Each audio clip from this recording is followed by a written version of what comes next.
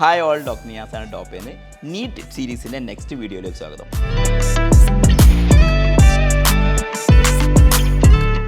ഈ ഒരു വീഡിയോയിൽ എക്സ്പ്ലെയിൻ ചെയ്യാൻ ഉദ്ദേശിക്കുന്ന കാര്യങ്ങൾ കഴിഞ്ഞ വീഡിയോയിൽ കുറച്ച് പേര് കമൻറ്റിൽ കുറച്ച് ക്വസ്റ്റ്യൻസ് ഒക്കെ ചോദിച്ചിട്ടുണ്ടായിരുന്നു.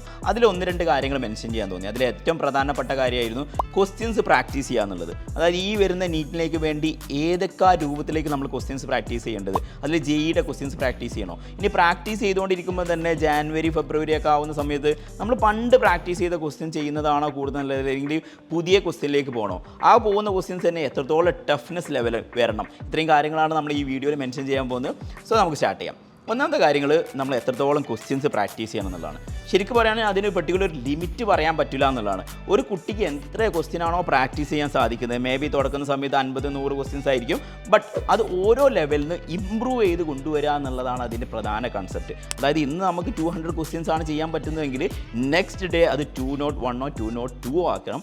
ഇങ്ങനെ പ്രോഗ്രസീവ് ഇൻക്രീസ് ചെയ്താൽ മാത്രമാണ് ടുവേർഡ്സ് എൻഡിലേക്ക് ഒരു ഡേ ഒക്കെ ബൾക്കായി 500, 800, 1000 ക്വസ്റ്റ്യൻസിലേക്കൊക്കെ നമ്മൾ മൂവ് ചെയ്യാൻ പറ്റുള്ളൂ എന്നാണ്. അപ്പോൾ അങ്ങനെ വേണം ക്വസ്റ്റ്യൻസ് നമ്മൾ അറേഞ്ച് ചെയ്യാൻ വേണ്ടി. അതിൽ രണ്ടാമത് ചോദിക്കുന്ന കാര്യമാണ് ജെഇയുടെ ക്വസ്റ്റ്യൻസ് നീറ്റിൻ്റെ കുട്ടികൾ പ്രാക്ടീസ് ചെയ്യണമെന്നുള്ളത്. ജെഇയുടെ ക്വസ്റ്റ്യൻസ് ജെഇ മെയിൻസ് എക്സാമിന് വരുന്നത് അറിയാം, നീറ്റിന് വരുന്ന ഫിസിക്സ് കെമിസ്ട്രിൻ്റെ അതേ മോഡൽ തന്നെയാണ്. കാരണം ജെഇയിൽ വരുന്ന ക്വസ്റ്റ്യൻ ഫിസിക്സ് കെമിസ്ട്രിയാണ് നമ്മൾ ബോധർ ചെയ്യേണ്ടത്. അതൊരു ബയോളജി വരുന്നില്ലല്ലോ, മാത്സ് നമുക്ക് കൺസിഡർ ചെയ്യേണ്ട കാര്യം വരുന്നില്ല. അപ്പോൾ അതിൽ വരുന്ന ഫിസിക്സ് കെമിസ്ട്രിൻ്റെ അതേ മോഡലാണോ ജെഇ മെയിൻസിന് വരുന്ന ക്വസ്റ്റ്യൻസ് നിങ്ങൾ അറിഞ്ഞിരിക്കണം എന്നുള്ളത് നല്ല കാര്യം തന്നെയാണ്. ബട്ട് ജെഇ അഡ്വാൻസ് ലെവലിലേക്കുള്ള പ്രിപ്പറേഷനിലേക്കൊന്നും നിങ്ങൾ ഫിസിക്സ് കെമിസ്ട്രിൻ്റെ കാര്യത്തിൽ കൊണ്ടുപോകേണ്ട ആവശ്യമില്ല എന്നുള്ളത് നമുക്ക് എല്ലാവർക്കും കോമൺ ആയിട്ട് അറിയാൻ പറ്റുന്ന കാര്യം തന്നെയാണ്. പിന്നെ ബയോളജി ഫിസിക്സ് കെമിസ്ട്രിയിലെ ക്വസ്റ്റ്യൻസ് എങ്ങനെ എത്രത്തോളം പ്രാക്ടീസ് ചെയ്യണം. എല്ലാവരും ശ്രദ്ധിക്കുന്ന ഒരു കാര്യമാണ്, ഫിസിക്സ് കെമിസ്ട്രി നന്നായി ക്വസ്റ്റ്യൻസ് പ്രാക്ടീസ് ചെയ്യും, ബയോളജി പ്രാക്ടീസ് കുറവായിരിക്കും. ബട്ട് അതൊരിക്കലും ചെയ്യാൻ പാടില്ലാത്ത കാര്യമാണ്. കാരണം ഈവൻ ദോ ബയോളജിയിലെ പല പോയിന്റും നമുക്ക് അറിയുന്നുണ്ടെങ്കിൽ പോലും അത് ക്വസ്റ്റ്യനിലൂടെ വന്നു കഴിഞ്ഞാൽ മാത്രമാണ് നമ്മൾ അതിൽ ചിന്തിച്ചിരിക്കുന്നതിൻ്റെ മിസ്റ്റേക്കുകൾ വ്യത്യാസങ്ങളൊക്കെ നമുക്ക് ഒന്നുകൂടെ നന്നായി മനസ്സിലാവുള്ളൂ. അപ്പോൾ ഡെഫിനറ്റ്ലി ശ്രദ്ധിക്കേണ്ട ഒരു കാര്യം ബയോളജിയിലടക്കം നിങ്ങൾ ക്വസ്റ്റ്യൻസ് പ്രാക്ടീസ് ചെയ്യണം എന്നുള്ളതാണ്. ആൻഡ് പിന്നെ അതിൽ ചോദിച്ചിരിക്കുന്ന പ്രധാന കാര്യം റിപ്പീറ്റഡ് ക്വസ്റ്റ്യൻസ് എത്രത്തോളം ചെയ്യണം എന്നുള്ളത്. നമ്മൾ ശ്രദ്ധിക്കേണ്ട കാര്യങ്ങൾ, ഒരിക്കലും ഒരു ക്വസ്റ്റ്യൻസ് നമ്മൾ മുന്നോട്ട് ഫേസ് ചെയ്ത് പോയി കഴിഞ്ഞാൽ അതിൻ്റെ കംപ്ലീറ്റ് കൺസെപ്റ്റ് എക്സാം വരെ റീറ്റെയിൻ ചെയ്ത് പോകുക എന്നുള്ളത് ഒരാൾക്കും പോസിബിൾ അല്ലാത്ത കാര്യങ്ങളാണ്. അപ്പോൾ പണ്ടുള്ള ക്വസ്റ്റ്യൻസ് ചെയ്ത് അങ്ങനെ വിടുക, അന്ന് ശരിയാക്കിയ ക്വസ്റ്റ്യൻസ് ഇനിയും ശരിയാക്കണം യാതൊരു നിർബന്ധമില്ല. അപ്പോൾ അത് പ്രാക്ടീസാണ് കൊണ്ടുവരുന്നത്. ഒരിക്കലും ക്വസ്റ്റ്യൻസ് എല്ലാം നമ്മൾ മെമ്മറൈസ് ചെയ്യാൻ പോകുന്നത്. നമ്മൾ ചെയ്യുന്നത് എന്താ, ഓരോ പ്രാക്ടീസുകളാണ്. മേ ബി സെയിം പ്രാക്ടീസ് തന്നെ മൾട്ടിപ്പിൾ ടൈം ചെയ്താൽ മാത്രമാണ് നമുക്ക് നന്നായിട്ട് എക്സാമിൽ പെർഫോം ചെയ്യാൻ പറ്റുക. അപ്പോൾ അതിൻ്റെ ആൻസർ ഇത് വളരെ സിമ്പിളാണ്. എന്തായാലും പണ്ട് ക്വസ്റ്റ്യൻസ് നിങ്ങൾ എന്തായാലും പ്രാക്ടീസ് ചെയ്യണം. ബട്ട് അത് മാത്രം എന്നുള്ള രൂപത്തിലാവരുത്. എപ്പോഴും പുതിയ ക്വസ്റ്റ്യനിലേക്കും പുതിയ സെറ്റ് ഓഫ് ക്വസ്റ്റ്യനിലേക്കും എക്സ്പോഷർ കൊണ്ടുവരിക എന്നുള്ളതാണ്. അതൊരിക്കലും കുറേ ഡിഫിക്കൽട്ട് ലെവലിലേക്ക് കൊണ്ടുപോകണമെന്നില്ല.